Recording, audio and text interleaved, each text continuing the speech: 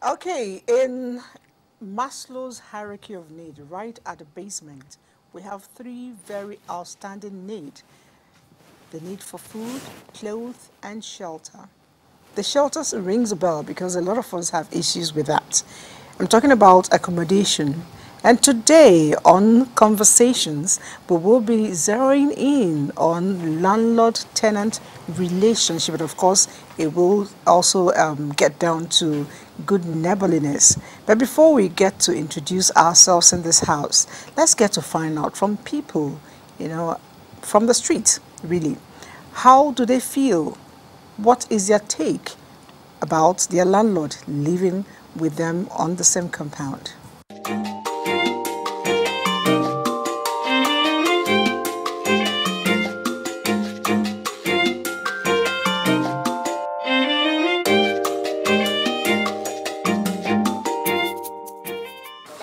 It creates problem. Even in Nigeria, it creates problem now. When you stay with your landlord and landlady, every day you're asking you about money. You say you have not paid this one, you have not paid one. Even you have a problem within your room, you tell the landlady or landlord, he cannot solve it. You will see some people are staying inside and the rain is entering their houses, telling the landlord he cannot do it, telling the landlady she will not do it. That's the main problem. And using the toilet. Landlady, you see the toilet spoil, the landlord toilet spoil, you will tell the landlord will not do it.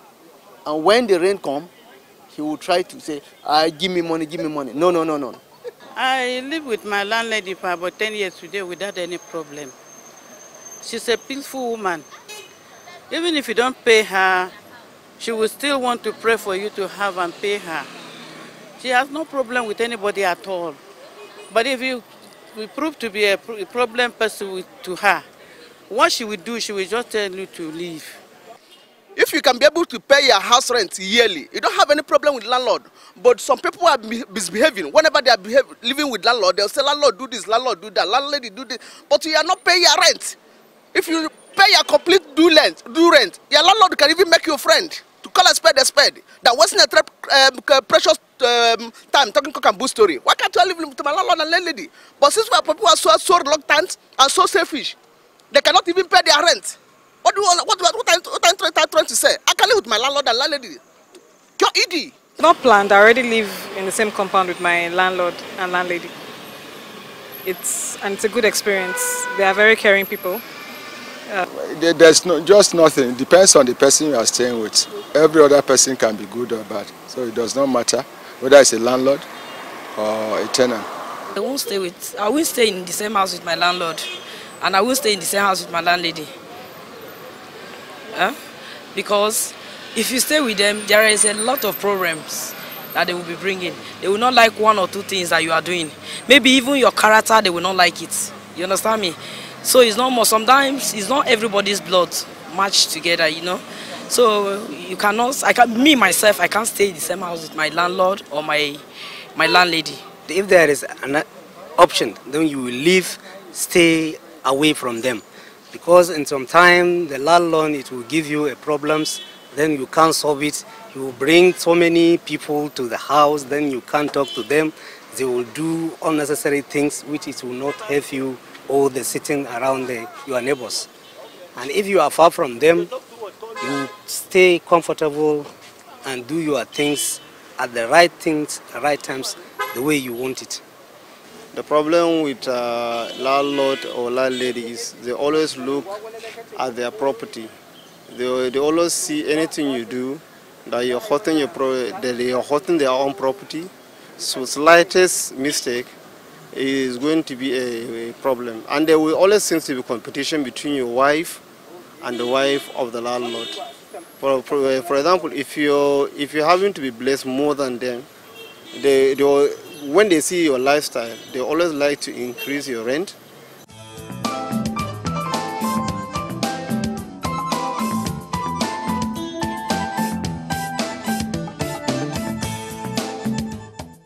Okay, like I introduced earlier, it is Conversations, and I'm not here alone. I refuse to introduce the guests because a lot has been said about this set. that we are not very gender friendly. But today, I've decided to stand out alone and let the men sit and occupy. So I'm not going to introduce you. Do your thing by yourself. It's all male affair. Well, Chukuma. My name is Chukuma Haka, and I work and I do business. I am Ojile Abanatanya. I'm a legal practitioner, a human rights activist, and social commentator. You say Wahala Kevin Fineface, public good advocate, and a security expert. I think it's going to be a good conversation to have. Mr. Kevin, you're saying that because you think it's all male dominated. But you know something, women are very powerful. Women are the most powerful people on earth. Thank you for that. Yeah. All right, so landlord-tenant relationship. Our audience, we just went outside, sampled their opinion. A lot of them seem not to want their landlord living on the same compound with them, within the same premises. I don't know. Let me start from the lawyer. What do you think? What do you think could be the problem? Well, actually speaking, I don't think it's a misnomer to have your landlord living with you. As a matter of fact, some will even prefer their landlord living with them. We're talking about individual characters here. Of course, I wouldn't mind if I'm a tenant and I have a landlord staying with me who doesn't give me a problem. I don't mind. But the general conception out there, actually, tenants, most especially, they don't like living with their landlords. They don't want their landlord to live in the same premises with them for very, very obvious reasons. What are those obvious one of reasons? which will be, well, yeah, you know, it has to do with mentality. That your landlord will always be checking you. He wouldn't want you to. Sometimes they will say it's perception, like I said. They wouldn't want you. You will think, okay, maybe if he sees me with a good car today, he has this impression about me. Something like that. I know what I'm saying. It's not out of place. Yeah, I know what I'm saying. I've experienced that. Like seriously? Yes. Yeah, yes. You have? Yeah, I've experienced. Personally, I have too. Where I in the south. Yeah, those places they call Align Dam. The more you grow, the more they increase the rent. And if they have women that they think you should have been able to fraternize with, and you're not doing same, it's also a problem. Women that you shouldn't? You should be fraternizing with. Okay. Maybe the landlord or the landlady has a daughter, you know, and you're bringing people from outside, and the ones there, where are those that will take them? So, you know, it's also a problem. And that's why sometimes some people don't want to live with the landlords. Although some would prefer, because if the landlord is there, you kind of have answers to almost everything that you have. But the peculiarity is sometimes subjective anyway. All right, you were about to share your experience. Yeah, I did my youth call service in Lagos, where I was staying as a call member there. We had this experience personally. Before then, of course, my landlord never knew I was a lawyer, or I am a lawyer. So there was this instance of a particular situation. There was this tenant in the compound. The landlord woke everybody in the compound one early morning at about 6:30, 7 about, and said, no, this is not where he wanted his tenant to be dumping refuse in the compound. And besides, who was the person that killed a chicken and left the feathers scattered all over? And the guy said he was the one. He said, hey, you see, I told you, you are eating chicken, you have not paid me for last month. These are practical experience. These are practical experience. And of course, there was a time he was even trying to also get to my toes. When I had to let him know, of course, I came into the... No, he was trying to get into his territory. He just yes, told him, and I had to let him rights. know. Yes, I know my rights. know. In as much as I'm a tenant in your company, I also have a right to stay in the company. As long as I pay my rent as at when due, I don't see, you are not supposed to encroach into my own territory. Yes. Wow. I liken it to be like a case where you ask a woman, would you like your mother-in-law to live with you in your own house? You know, women don't want their mother-in-law to be in their husband's subjectively. Home. It's like that. Most tenants don't want the landlords to be in the house. Not like the women hate their mother-in-laws. But because one day you come and cook and your mother-in-law will say that, why is it that pepper didn't come out very well in this soup? And why is it that salt is not very, very well in this soup? Or the meat you're buying. That's what my son's man is getting into. Yes, you understand. So they tend to put their eyes beyond where they're supposed to put their eyes. I fell into the two categories. So sometimes I look at it from the point of tenant and from the point of landlord. It's somehow the tenants want their freedom. I want my freedom as a tenant. And most times, the landlords also want to protect their property because they want to avoid abuse. Yeah. Tenants abuse there are tenants you would have you wish you never had that kind of tenant in your home. So you would want to protect everything because people would want to destroy things as if it was not done with money. Yes. So because of that, some landlords become protective. And in most cases, some are overprotective. Tenants would want to be, I once wanted to rent a house here and the landlord gave me rules and regulations. I just came out and I told my friend that took me there, I think I'm going to a boarding house, not a rental house. Where the landlord will tell you that you must come by 10. No, he told me. That was what he told me. He said, you see, this is my house. You must not come after 10 o'clock. If it's after 10 o'clock, you have to sleep outside. I said, yes, sir. And like I came out and I told my friend, after I've gotten married, I had my own children, somebody's coming to tell me when to come back or when not to come back. He told me, I told him, sir, I now asked him, because when I knew I wasn't going to stay in the house, and I said, okay, let me know who this man is. And I asked him, sir, what if I have a meeting and that meeting had to last till about 11:30? He said, better remain there. Are you serious? In this Abuja. In this Abuja. Yeah, anyway, a colleague of mine actually shared his experience where he was living before he had to run away.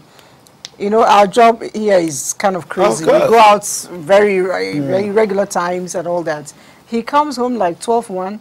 The landlord will complain the next day, you woke me up. He did not do anything. He said, the minute you touched the gate, I knew you were coming in. And then he goes out too early. Maybe he's on weekend deal. The landlord will say, why do you leave your house so early? What is chasing you? You have to wait to go at regular time. He said, oh, guys, my kind of job. He said, no. He's a young boy. He plays music. The man said, no, you're shaking the DPC of the house. Were you just doing party, you know what? The landlord told me the kind of visitors I should have. You must not come with a woman. He told me the kind of visitors I should must have. not come. Why are they always particular about that? Is it so that you can marry their daughters? I think some of those landlords would do that, just needed money to support the home, but don't want visitors. They want to eat their cake and have it. Just want to eat their cake and have it. So they are not really in the business of renting out these apartments. They wanted to have this. I mean, I have a landlord who read out, you know, list of things you must not do. At a certain time, you must go to bed. You must go to bed at a certain time because they don't want noise anywhere. You must not come with your female visitor since you're not married. Do what I want to do outside. Don't come there. You know, like, and my friend was telling me that was when he just left. He said, he told the guy, it's okay. I'll talk to you later. That was the end of it. I told the man asked me, well, hope the house was a beautiful house. The man said, hope you like the house. I said, yes, sir. He said, hope you're going to come back. I said, yes, sir. As I came back, I told my friend, oh yeah, if you catch me here again. I said, I've lived all my life having my freedom, and I'm coming to this place, you want to regulate. I said, this man, for first of all, look person face now. You would have looked at the person you want to rent your house to. I think one of the reasons why we'll get some of these things we're discussing now is sometimes, because actually fundamentally it's a misnomer. The position of the law is that as long as I pay my rent as at when due and I keep to other covenants that we have in this tenancy agreement, I am entitled to enjoy quiet possession of that place.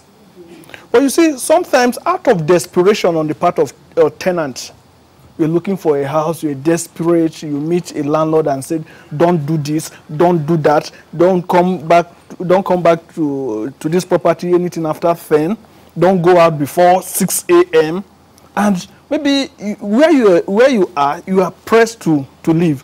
And you decide to commit yourself. Because some of these things, if it is not written down black and white, and you are pending your signature to it, they cannot hold you accountable. If I see such landlord, as long as he tells me verbally and he didn't reduce it into writing, I will go into the house and I will do otherwise. He can't hold me accountable. But by the time he reduces these things into writing and I append my signature to it, I am bound by what he has told me. And I got myself into it out of desperation. You know, but you see that tenancy agreement which you're talking about. Yes. A lot of times they are written in such a way that it's so long and so tiny. Yes. Some of us don't have patience to read it. Just like so what we he don't said. get to. It's like reading manual of a machine. Your desperation makes it difficult for you to even want to read through it. Exactly. So should we be going into occupying a place, bearing our own lawyer to help us interpret what is in the I think tenancy? it makes work easy. If you're going to spend money to get a space and have freedom, we find it difficult to bring a little stipend for a lawyer who knows better than us. I can't remember when last I entered into an agreement without having a lawyer go through it, because there are some clauses you would not understand that the legal person would understand and interpret. But we know in this part of the world, we try to hide money. We try to protect money. And I always tell my friends, cheap is not cheap. When you try to avoid that thing that you're trying to save money, you end up spending more. I know why it's painful. Yes, there are some clauses that could come up, and your lawyer would have said, no, don't enter into this covenant. And because you didn't want, we always assume we know more. No be law, no be law. We always assume we know more. And you see us getting into something. And when it gets to choke us, you see us shouting for a lawyer to come. By then, we have committed ourselves. Expensive. So it's advisable that if you want to go into any, because the truth is, they always charge us this tenancy fee, agency fee, And they charge us agreement fee. The agreement fee is legal fee. Now the legal fee you should pay it and get the value for the legal fee. You understand? You should get value for legal fee. And in most cases, if I'm going into any tenancy thing and you want to tell me to pay legal fee, if you say I should pay legal fee, I tell you, can't I get my own lawyer to do it? Then I'll send it to you to review. Beautiful. Because if you get your lawyer to do it and send to the person to review, you're on the safe side. But when he gives you from his lawyer, you have to also look for another lawyer to do it. That means paying twice, yes. So it's advisable people to go through a lawyer when you're going to an agreement with people who have to do with house. Go through a lawyer, secure your end, and make sure that everything before you move, before you release someone, it's not free. For as long as it's not free, it is. If I correct me if I'm right, I'm wrong. They say that tenancy agreement between a tenant and a landlord is a temporary possession of a place for a particular period of time. Yeah. So if I'm temporarily possessing this ground and I paid you for it, I am the landlord. I am the landlord. Yes, saying that, I want to ask really. Yes. Before a landlord comes to my place for inspection, should it just happen on me? No. He should give me a notice. There's a notice, and this notice, like I said, in the agreement, in the tenancy agreement, yes, what is called covenant. We have the landlord's covenant, we have the tenant's covenant, all embedded in one document. And it's 10 commandments. No. Okay. They're all embedded in one commandment. What is just your do's and don'ts? Okay. My do's and don'ts. The landlord shall. Yeah, the landlord shall do. The landlord shall give you adequate notice before any inspection of a house. Sorry, Leonard friend, saying adequate is not also enough. No, 24 hours could be adequate. Yes. But it should be at your convenience. There must be, specification that up to a week, up to 2 weeks notice before this. And it should be at your convenience. You see the beautiful thing about this agreement that we're talking about is what the both parties agreed together. Right? This is what I want to be included in the tenancy. There must be a compromise. Both parties come together. If not for desperation, just like we've been saying from the onset, if not for desperation, but the landlord can furnish you with what he has as his own tenancy agreement. You go through it. No, I don't like this clause. Let's change this to this. It's a compromise. You have to reach to an agreement on that. So what you think, and just like my brother here said, it is better you consult your own legal practitioner, because he will protect your interests more than the landlord's lawyer over there. So by the time you bring these things together, this is landlord, I don't want this.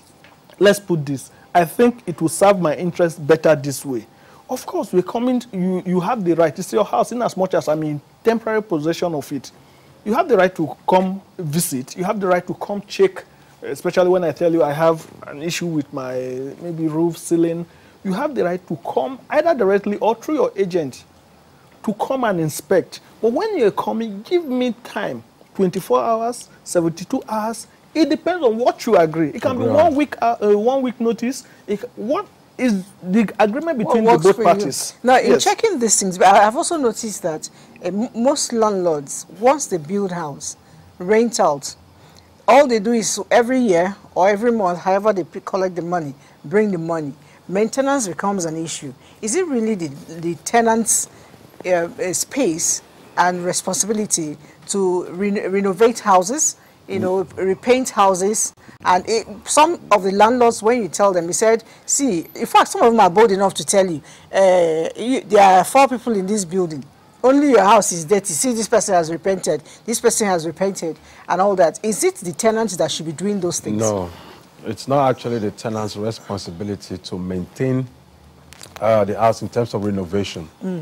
But it is common sense also for the tenants to know that the place where you live must be kept clean, neat, for your own health and for the health of, for the sake of the other,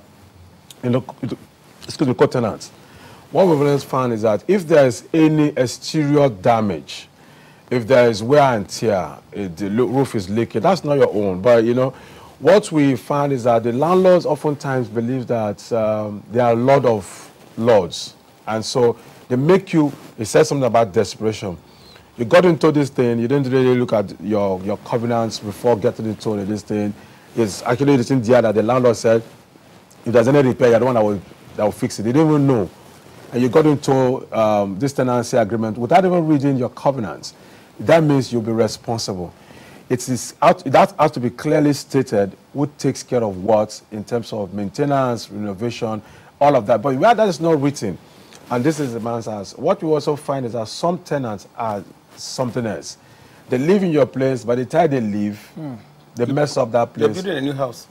A new house. That's why some persons who invest in property, you know, ideally don't want to spend too much in investing in property, because if you put your money in fixed deposit, you'll make more profits than building a house and less stress, you know, because of the, you know, renovation that will take place. Every day somebody moves out of the house, you have to renovate that for the new man that is coming in. Except that tenant remains there for the next 2-3 years, then you're guaranteed that probably you will just use the initiative to do it, except it is major. Then the landlord your question, there are responsibilities that are strictly for the landlord, and there are responsibilities that are strictly for the tenant. When it has to do with roof, leakages in the roof, or that the fence has collapsed, or there is a structural damage on the building that had to do with the foundation or the original architectural plan of the building, that's the landlord's responsibility.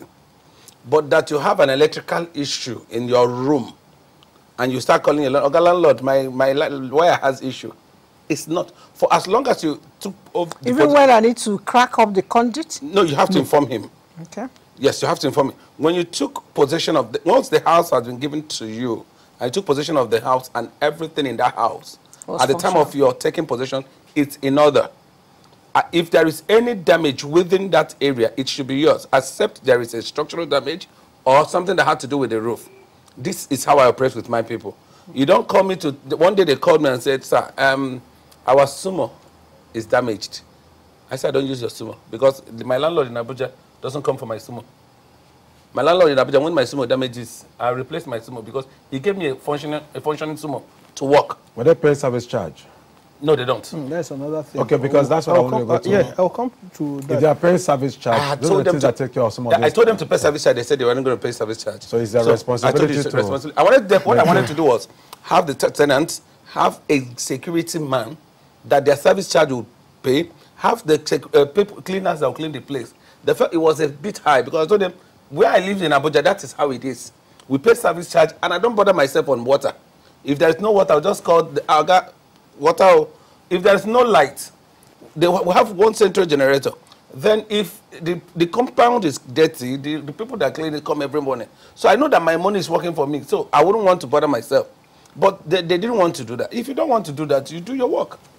Sorry, adding up to what they said, in law, we call it major repairs and minor repairs. Right, the major repairs are basically and strictly the responsibility of the landlord. Yes. While the minor repairs, like he said, electrical fittings, the knob to a tab and all that, these are things that were damaged during your possession of the property. So you don't reasonably expect the landlord to come in and say you call him to come and fix reasonably. it. But yes, but I'm coming again. I'm coming again. You know why we have all these things, irrespective of whose responsibility it is. All these things, by the time we reduce it, for the avoidance of doubt, by the time we reduce it into this agreement called tenancy agreement, it is well spelled out whose responsibility is this to do this, whose responsibility is this to do that. However, that's why I don't want to strictly say, no, the landlord must do all this, or yes. It is the agreement. Like, for instance, in Abuja, the law regulating tenant-landlord relationship is called the Recovery of Premises Act in Abuja. The law says, except where there is no agreement between the landlord and the tenant, that's when the law comes in to regulate their relationship. But where we have this document that's spelled out, this is my responsibility, this is your responsibility, the law will just be there watching you guys. It won't come in place. It is when we don't have this agreement within us that the law will come in and say, okay, this thing, reasonably, okay, we're talking about a crack, a structural crack on the wall. The landlord is saying, no, it's not me that damaged it, it's you. Then the law will reasonably say, no, this is a major repair. The landlord should show that. Exactly, the landlord should show that. But when we have an agreement that says, whether structural, whether minor, the landlord will show that. Of course, the tenant will go to sleep. So it is not really a straight line to say, this one must be done by this. You know, the question I asked earlier regarding this was the question of painting. You know, women, we like lovely aesthetics. So I don't like to go home. As I'm driving in, I'm looking at a gloomy house. It spoils my evening. And I don't want to step out and my house is not looking good. So I was thinking about the painting part of it. We build houses in Abuja here. You see a whole estate is wearing the same color. Sometimes it's their own color. The landlord would have created that color out of a lot of mixture. And then 10 years down the line, the paint is wearing off. Is it the tenant that is supposed to go and repaint that? Even if he's the one, how is he going to generate that paint? Some time ago when I stayed in the Cameroon, every Christmas period, the landlords actually give a retouch to their houses. So you see that festive mood, light up, everywhere gets light up. In Nigeria, you may enter a place, Abuja may not have much of it, but go to a lot of other cities, you enter a place, a whole street, the whole houses are mourning. Their paints are down. Is it the responsibility of the landlord to, or the tenants? Oga landlord, you're here. Oga lawyer, Oya talk. Truth. Landlords should have periodic touch in their houses. The house is your house. The external, when you talk about repenting, you're talking about the external, not the internal. The external is the responsibility of the landlord. That's just what I wanted to hear. If you want your house to be what it should be, you should always have a touch and have a sense of class for your house. It's your property. Your property, you should be also flaunt your property. But when you allow tenants to do, they might go to bring it to the standard you don't want. Far below. Yeah, and when they go that below, it's still your property. So people will say, is that not your property? So it's, for me, I think it's the landlord that will do it periodically. You decide if it's annually, twice, every 2 years, you could do that and make sure that the house is uplifted and it's looking nice. All right. I feel, I want to be very safe here, right, in answering. He spoke as a landlord. Right, I'm going to speak as a lawyer. Right, what is there is this: the landlord may be unwilling to want to come and paint my house for me periodically. I can say, okay, my next tenancy agreement, let's put it there. I will do this thing at my own cost. So you deduct it from my... Yes. If you're deducting it from your rent, it's the landlord that's doing it, it's not you now. Yes. It's the landlord, but the landlord don't have the initiative. The landlord will not accept that because you might just go and give him an overblated cost. If he doesn't want to have a cost that is high, he should come and do his job. The where I'm driving at here is this. all what you want to do or enjoy while in possession of that property, you reduce it into writing. By the time you reduce these things, everybody goes to sleep. You know. Good point, reducing it to writing. But yes. You see, we also have a challenge because of the full implementation of building codes, you know, in our cities. You don't go to the US, if you live in any community, nobody tells you to mow your grass or water your grass. Because if you don't, they will, no matter you're the owner of the property, you'll be asked to leave that place. That's environment. You'll take possession of your property. If it is Christmas and your building is not decorated, your own house not decorated, the community will tell you right there, homeowners will tell you, you can't be part of this community. So we need to begin to enforce the applicable laws. If there is a building code responsible for the maintenance of houses, you go to the estate, for instance, there's supposed to be a prototype buildings in that estate. Every year, the colors are supposed to be the same. But today, what do you find? People are changing those structures, and the law is quiet about it. Until one person maybe probably do that. So if we begin to implement building codes, the issue about landlord and tenant who is going to take maintenance will not even come in, because the landlord will know the responsibility. We'll put that as part of a cost in renting out the space, and the tenant also will know that this is the responsibility of the landlord, will reduce his own costs in one other hand and plan his life very well, take care of his interior as much as need to be taken care of. Because, I mean, everybody, we live in this kind of environment where we have to tiptoe of the mess and get into our room and find comfort.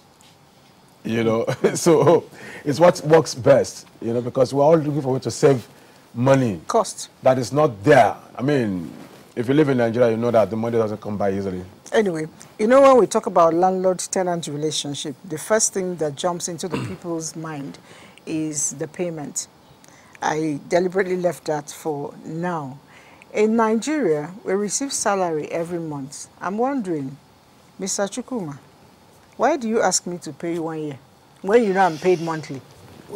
And then when I'm getting a new house, you're asking me for agreement fee, security fee, legal fee. I'm not sure it's the landlord that asks for agreement. It's always there. In Abuja now, they collect, the landlord collects even agency fee. Yes. Well, I would say first is about the norm, is what the people have seen. And, you know, we are very, sorry to say, we're a bit docile. Nobody wants to challenge what they have met in existence. Desperation. We think because Mr. A is doing it, Mr. B should do it, and it's not right, it's not wrong. I think is, I grew up as a child in a house where my father is the landlord, and our tenants were paying monthly. Monthly? Wow. Our tenants were paying monthly. And there was this tenant that didn't have money to pay for about 4 or 5 months. My father wanted to reject the tenant, and I went and told my dad, you can see that they don't have money. Still give them some time.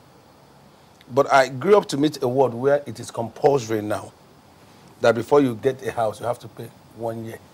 You have to pay 2 years. In fact, it was 2 years before they reduced it to 1 year. It was as a result of 2 years. Yeah. It was a result of it's as a result of people started shouting, complaining. They started reducing it now. I'm sure that if there is any law, you are the legal person, that should say what it is. Overseas, what they pay is monthly. Monthly, 2 weeks. Yes, so if we should do that based on the time, I don't see anything wrong about it. It's about the system we've seen. That's why we apply. I think in same payment, we should also sound it that they ask you to pay ahead.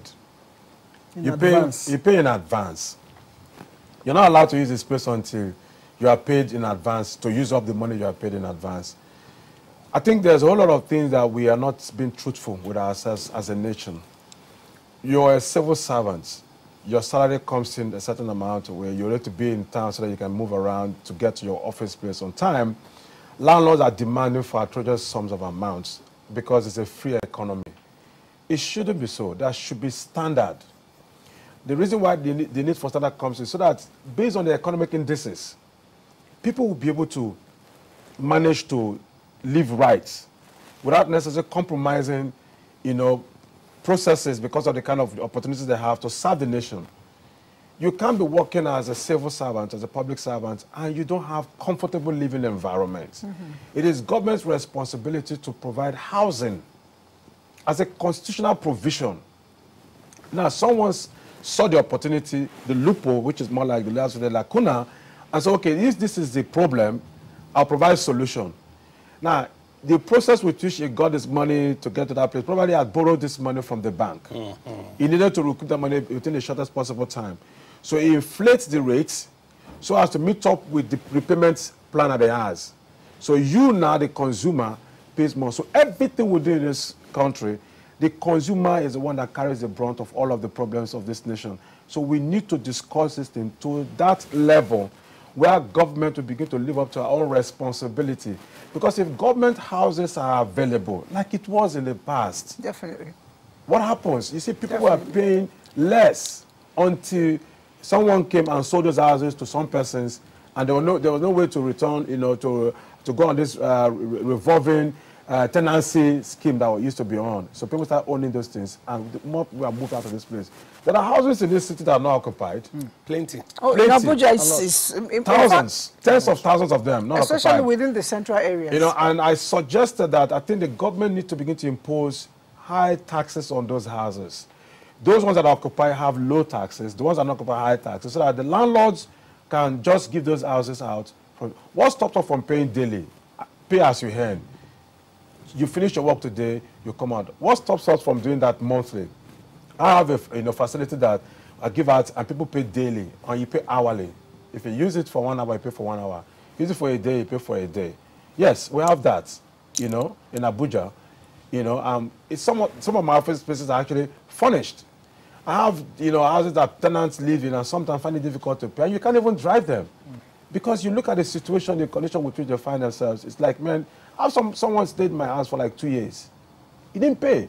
I have one that took 5.5 million and just left after staying 1 year, couldn't pay the money. And it was even difficult. That's another thing we need to talk about. Difficult to evict a tenant in this country is a challenge because the tenants are actually landlords. Because I was actually going to ask. There's a review on that. There's a review on that. Sorry, I think. Adding up to what they've just said, you see, it's unfortunate that our regulatory bodies and people who are charged with responsibility of balancing or managing or mitigating what tenants actually pass through in the hands of landlord, they are not working. For instance, in Lagos State, we have a law like that presently. Before in Lagos State, landlords charge up to 3 years in advance, 2 years. But as we speak in Lagos, and I think what the problem actually is this: we don't have a uniform law on landlord-tenant relationship, tenancy relationship in this country. Tenancy law, we don't. What Lagos has is basically for Lagos State, Nasarawa, FCT, Kaduna, and what have you. Sorry, we don't have a uniform. No, that's how it should be, because every state should have its law. Yes, I agree. But what we're saying, state, right? Yes. But what we're saying, like for Abuja, for instance, the National Assembly, they can enact laws and say no landlord should take more than so amount of money from the tenant from this particular region. Now, 2-bedroom or 3-bedroom in Asokoro is a different price from 2-bedroom in Maitama or exactly. Land speculators are the drivers. It's like you look at currently that the oil Brent crude is about $86, for a barrel. The speculators are the ones who mastermind these things. They come and tell you this is a hybrid, this is a mid-density, this is low density, all of those things. Government do not have business in the business of people in the context of an naira and kobo. Why? Because it's a capitalist system. No, you're not running a social system. What you do, you regulate. You don't put a peg on an amount that I should charge in a particular time when you not provide the money. You didn't give me money to build. No. You didn't provide the money for it. You don't put money to build. See, the fundamental here is, what you will say, sir, I agree to that extent. What you will say, sir, is that look, government should come in to say, look, do not take more than 1 year.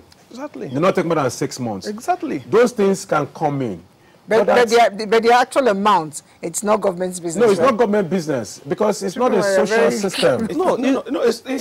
I quite agree with them. It's not government business, but there are regulations. There are things you can put in place. If government, like we said from the onset, if we have mass government houses, naturally the prices of this will naturally drop. They will crash. It's like telling government to go and put put a peg on school fees in private schools. When you're not providing the service. But talking about eviction processes, maybe I don't quite get it right. Sometimes you're in your house minding your business. There's a letter from one bailiff, telling you have a mandate to leave. What are the processes involved? I'm told that if you're a 1-year tenant, you should have certain amount. Is it 1 month or 1 year or 6 months? 6 months. Yeah.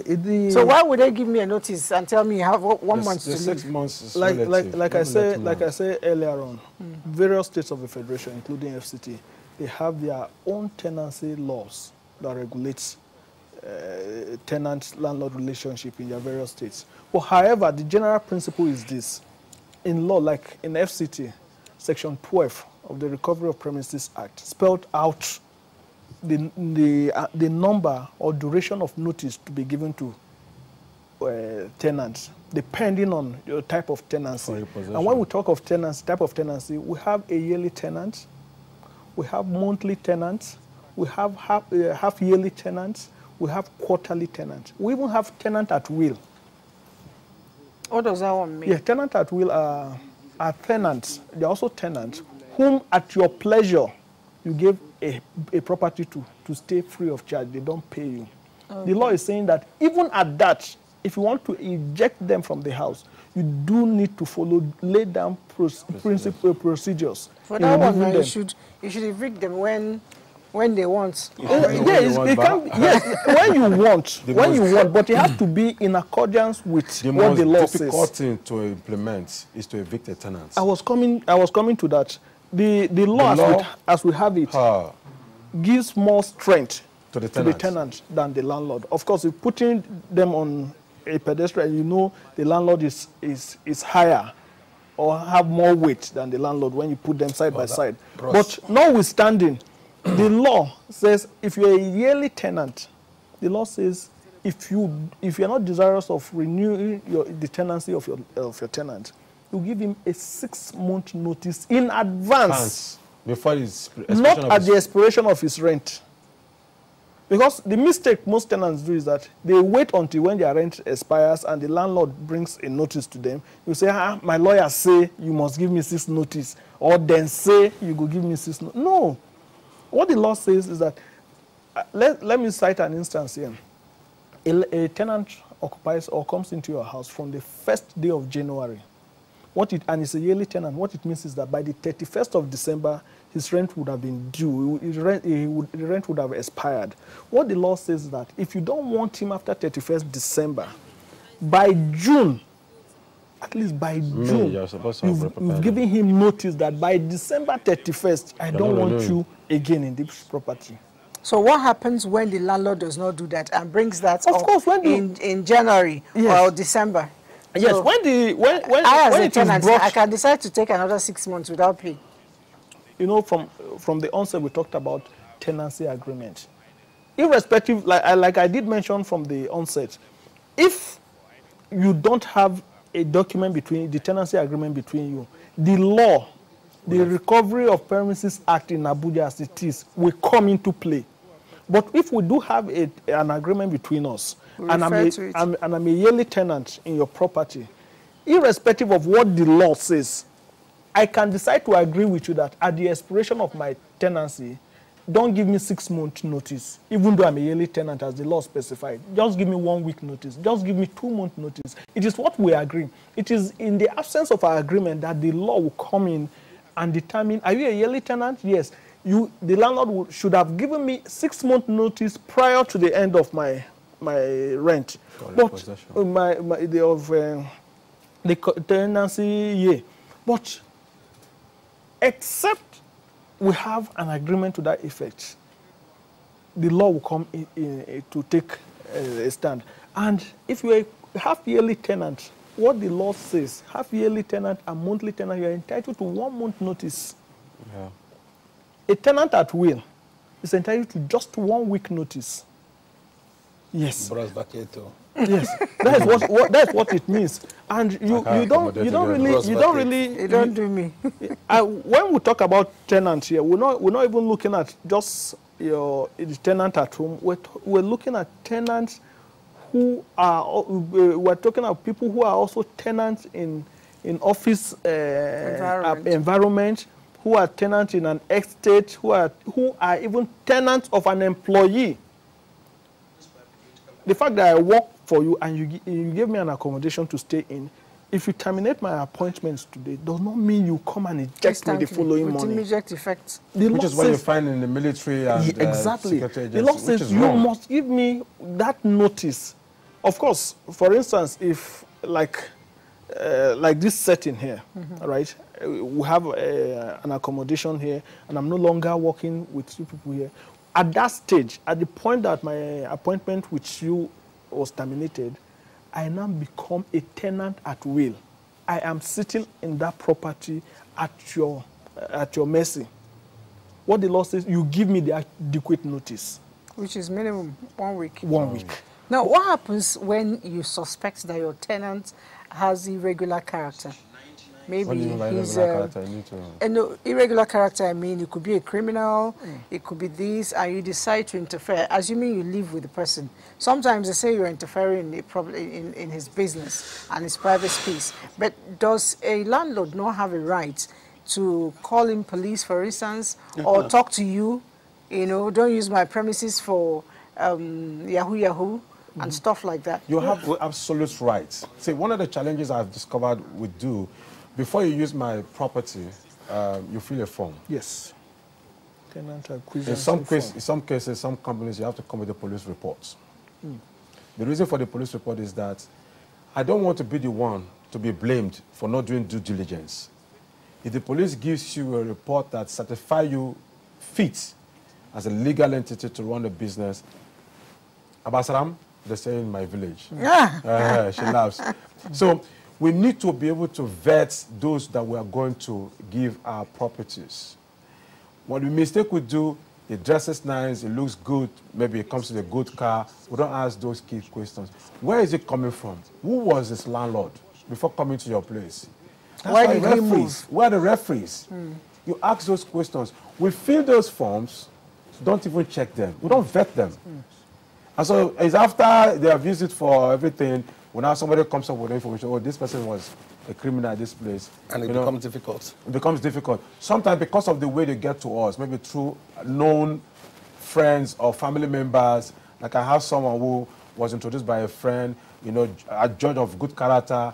He came in, they had issues. As soon as he moved in, it was a difficult thing. Possession check was issued. By the time they was matured, the money was not there.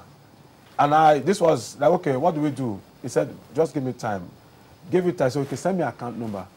Now, this was the first time I got to know. I sent the account number. Out of 5.5 million naira, what I got was 150 naira, for 50,000 naira. Is it like?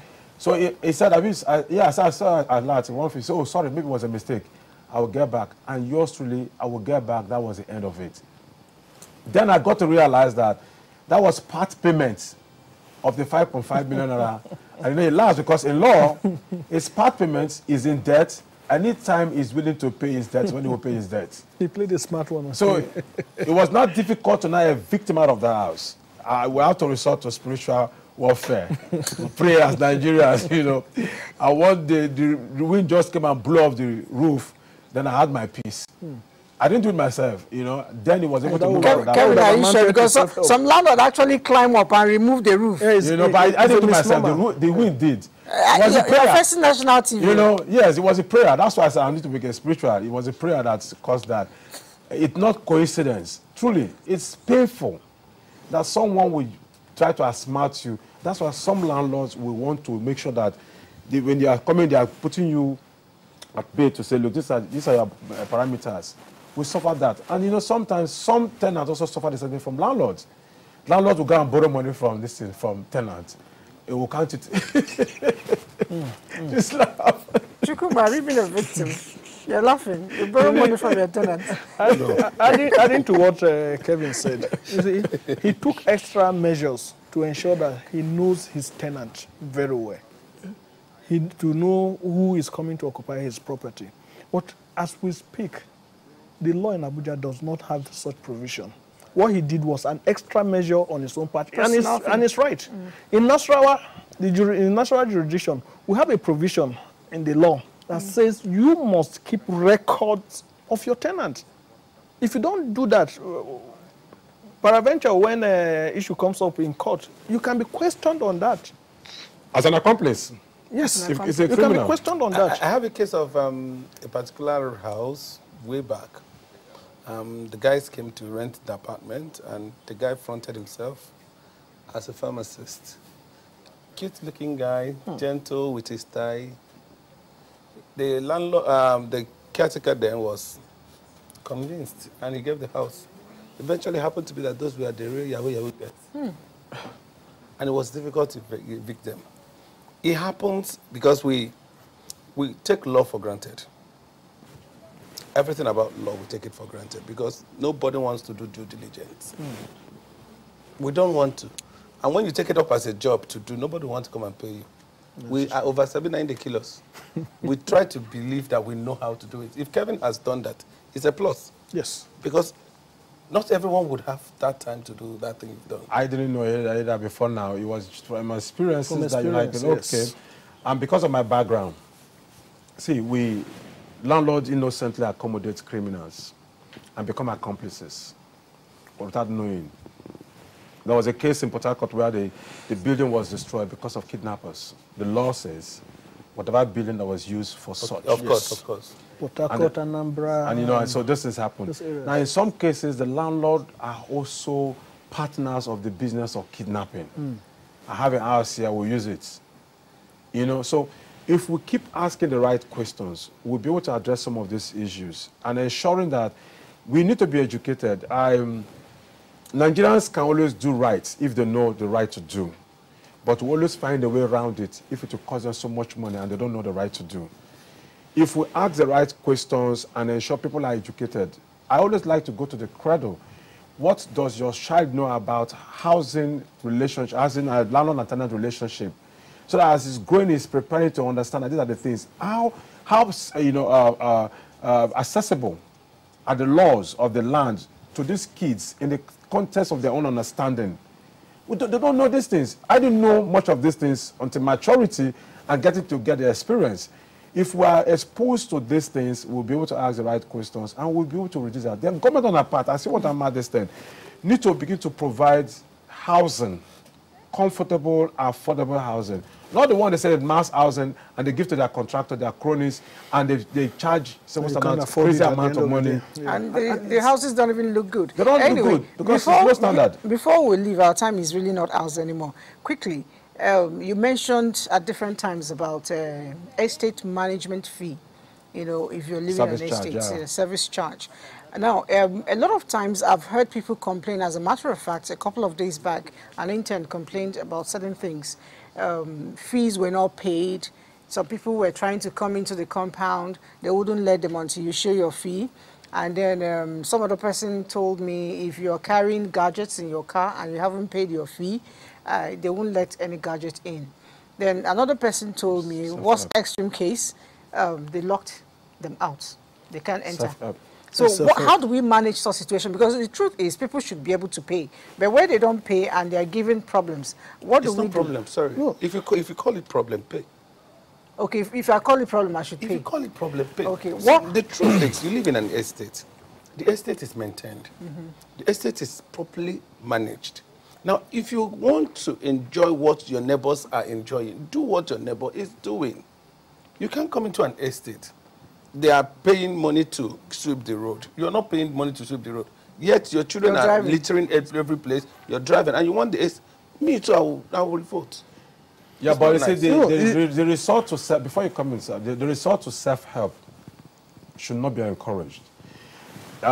Sometimes some tenants, not that they don't want to pay, have not been able to meet up with the financial obligation due to certain economic reasons. Right.